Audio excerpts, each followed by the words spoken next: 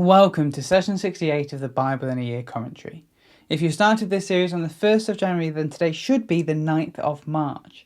Today we'll be looking at Joshua 13 to 21 and Psalm 68. But so far in Joshua, we've read as Joshua's picked up the reins where Moses left off. Joshua is now in charge, and we see God command him to be courageous and loyal to his word. In turn, the Israelites were courageous and faithful to Joshua. Continuing on from Deuteronomy, we see the theme of faithfulness and obedience leading to blessing continued. Joshua sent out spies, just as Moses did, but these spies were successful. God led these spies to a Canaanite woman named Rahab, who sided with him. Upon returning with news, Joshua then led the people across the river Jordan, just as Moses led the people across the Red Sea. On the other side, Joshua led the people through the practices that God had commanded them: circumcision and Passover. Outside of Jericho, Joshua met the commander of God's army, who reminded Joshua he was part of God's plan, not the other way around. And then the fighting began. Through obedience and faithfulness, God led the people to victory over Jericho. Unfortunately, immediately the people began doing things their own way and were defeated in the next battle against Ai. Joshua reaffirmed the Israelites' obedience and faithfulness by punishing those who rebelled and seeking God for wisdom. The second time round, they defeated Ai. Having learnt their lessons afresh, the Israelites once again committed themselves to their covenant relationship with God. They will be obedient and faithful. Then yesterday we read as the Israelites made the same mistake of checking in with God. They granted peace to a neighbouring nation, the Gibeonites, before realising their mistake.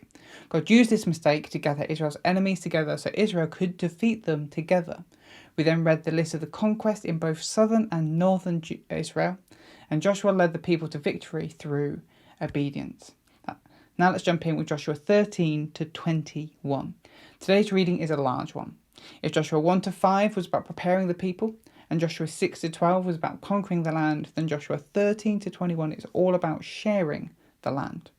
There's a lot of detail in these chapters, specifically cities and places names that are written out. To us, these can be boring, but remember, to an Israelite, this was significant stuff. These places were places they would have known, and the land wasn't allowed to transfer over to different tribes, so this land would have belonged to them as long as they lived there. Joshua is close to death, but there's still land for Israel to claim. God encourages Joshua to start the process of dividing up the land now, and after he is gone, God will lead the people to reclaim the remaining land. We start with a list of the land Moses had already divided up east of the Jordan. This belonged to the half-tribe of Manasseh, the tribe of Reuben, and the tribe of Gad. Next comes Caleb, the spy that went out with the original 12 back in Numbers 13, and who tried to tell the people they could win against the Canaanites. He is given a special inheritance because of his faithfulness and loyalty. The passage explains that Caleb's father was a non-Israelite, a Kenizzite. Caleb is another added to the list of non-Israelites that showed greater faithfulness and loyalty to God than most Israelites, and is rewarded for it. Next up is the tribe of Judah that gets the largest section. They are to take most of the southern land. This is followed by the tribe of Ephraim and the rest of the tribes of Manasseh. The tent of meeting, the tabernacle, is then set up at Shiloh. There, the remaining 7 tribes are still waiting for their territory. Joshua rebukes them for not already taking possession of it. This might mean that at this point a lot of the northern land is still to be conquered, or that it has been conquered but the remaining tribes haven't yet properly occupied it. Either way, Joshua tells the people to travel across Israel and chart the land still needing occupying. He then divided these up and cast lots to see which tribe would get which piece of land. The tribe of Benjamin gets a piece of land between Judah and the 2 tribes of Joseph, Ephraim and Manasseh. The tribe of Simeon gets some land within the tribe of Judah. Zebulun, Issachar, Asher and Naphtali are all given land up in the north. Dan is originally given land to the west, but isn't able to keep it. They would be a nomadic people before eventually settling in the most northern part of Israel, taking land that had been given to Naphtali. We see here why Jacob described Dan as a serpent that bites at a horse's heels back in Genesis 49.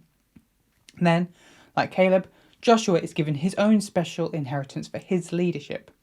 Finally, we get the cities that were to serve as the cities of refuge and the cities that would belong to the Levi, all spread out across the rest of the tribes of Israel. That's Joshua 13 to 21. Now let's look at Psalm 68. This psalm is attributed to King David and falls into the category of praise psalm. Psalms 65 to 68 are often grouped together as a mini cluster. They are all communal praise psalms that talk about we and us. Here is a summary of the structure, but I would recommend checking out the written version of this commentary in the description to see the structure properly for yourself. So we start with verses 1 to 3. God shall rise, scattering the wicked and lifting the righteous. Verses 4 to 6. Praise to the God of the marginalised. Verses 7 to 10. The presence of God. Verses 11 to 14. The mighty military God. Verses 15 to 18. The mountain of God versus the mountain of Bashan. Verses 19 to 23, blessed be the Lord of salvation and judgment. Verses 24 to 27, the people enter God's sanctuary. Verses 28 to 30, request for God's power. And verses 31 to 35, bless the Lord, all the nations. The psalmist opens with a celebration of God. He scatters those who hate him so they can't stand before him, but the righteous will stand and rejoice in God. The psalmist then praises God for how he supports the marginalised. From the orphan and the widow to the lonely and the imprisoned, God protects them and causes them to flourish while he drives out the rebellious. Next, we get a description of God's presence going out in mighty power. The earthquakes and the heavens poured down rain, and this rain causes flourishing amongst God's people. From there, we get praise for God's military power.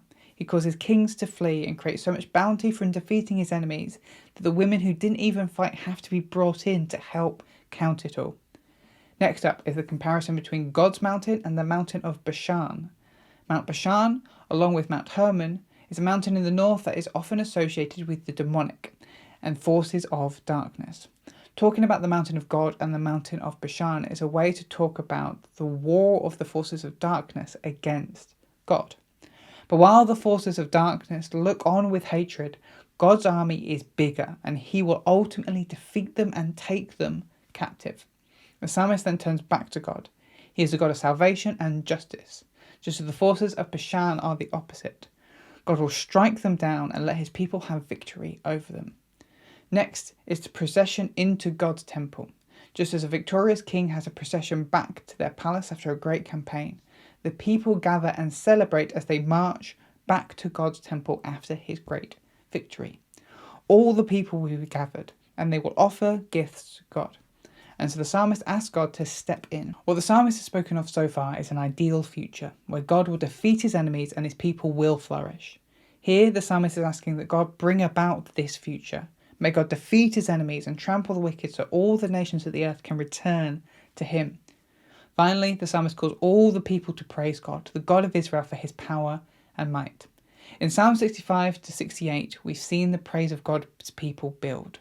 We praise God for his salvation, his justice, and his provision.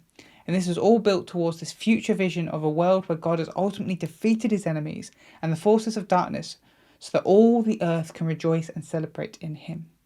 Again, even here in the Old Testament, we get the people casting vision of an entire world united and flourishing in God. Thanks for joining us today. Take a moment to reflect on what you've read and share your thoughts or questions below. If you're watching in the future, then you can click here for the next session, or you can find the full playlist just down here. To receive these daily commentaries in your email inbox, subscribe via the link in the description below. Have a great day, and I'll see you tomorrow.